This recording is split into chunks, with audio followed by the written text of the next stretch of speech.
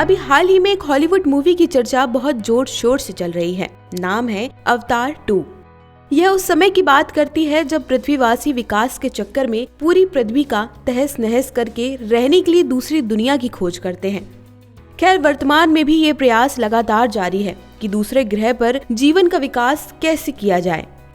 मंगल पर जीवन की खोज जारी है, एलियन लगातार चर्चा में है। वैसे तो ये मानव की जिज्ञासा है जो आलोचना का विषय नहीं बन सकती, लेकिन कुछ विकास आलोचना का शिकार तब बन जाते हैं जब ये मानव अपनी ही सभ्यता का विनाश करने लगते हैं। आजकल भारत में महाराष्ट्र का रत्नागिरी जिला भी इसी तरह की चर्चा का विषय बन गया है। दरअसल रत्नागिरी जिले में एक परियोजना प्रस्तावित है। इसे रत्नागिरी तेल रिफाइनरी और पेट्रोकेमिकल कॉम्प्लेक्स के नाम से भी जाना जा रहा है, जिसे Ratnagiri refinery and petrochemicals limited द्वारा विकसित किया जाना है। यह Indian oil corporation limited, Bharat petroleum corporation limited और हिंदुस्तान पेट्रोलियम कॉरपोरेशन लिमिटेड का संयुक्त उद्यम है। मूल परियोजना इसी जिले में नानर गांव में बनाई जानी थी, जिसे विरोध के कारण दूसरे गांव बारसू सोल गांव में ट्रांसफर कर दिया गया। लेकिन अब ये साइट भी लगातार विवाद में है।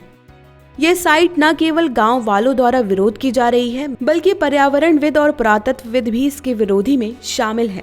पुरातत्वविद की टीम की तरफ से यह तर्क दिया जा रहा है कि ऑयल रिफाइनरी प्रोजेक्ट इस जिले में मौजूद पेट्रोग्लिफ्स यानी शैल चित्र और जियोग्लिफ्स यानी भूमि पर बने चित्र को नुकसान पहुंचाएगा। दरअसल पेट्रोग्लिफ्स का मतलब होता है पत्थर पर नक्काशी या रॉक आर्ट।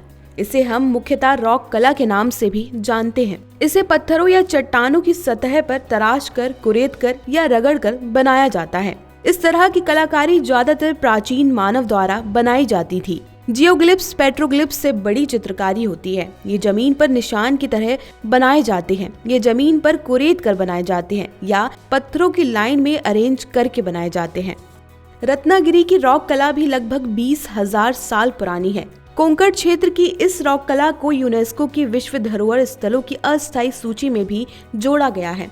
यूनेस्को की टेंटेटिव लिस्ट में रत्नागिरी जिले में पेट्रोग्लिफ्स के 7 स्थलों को रखा गया है।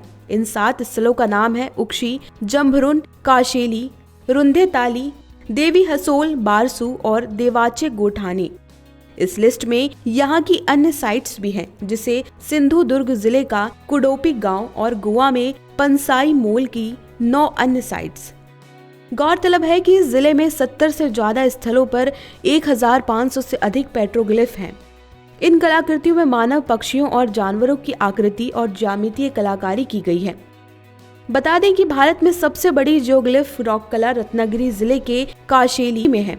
यह 18 बाय 13 मीटर स्क्वायर के हाथी की आकृति है।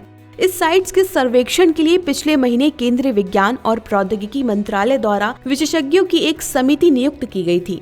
इस समिति ने बारसू, रुंधे, देवी हसोल, देवाचे गोथने, उक्षी, चावे और कशेली जैसे कई गांवों में बिखरे हुए पेट्रोग्लिफ का निरीक्षण किया और बताया कि अगर ये ऑयल रिफाइनरी बनी तो इसके केमिकल रिएक्शन से चट्टान की नक्काशियां नष्ट हो जाएंगी। समिति ने इन साइट्स के संरक्षण के लिए सरकार को सलाह भी दी। समिति ने कहा कि अगर परियोजना को साइटों से 5-6 किलोमीटर दूर स्थानांतरित कर दिया जाए तो पेट्रोग्लिफ को बचाया जा सकता है। यहाँ एक सवाल उठता है कि इन पुरातत्व साक्ष्यों और स्थलों के संरक्षण के क्या फायदे हैं।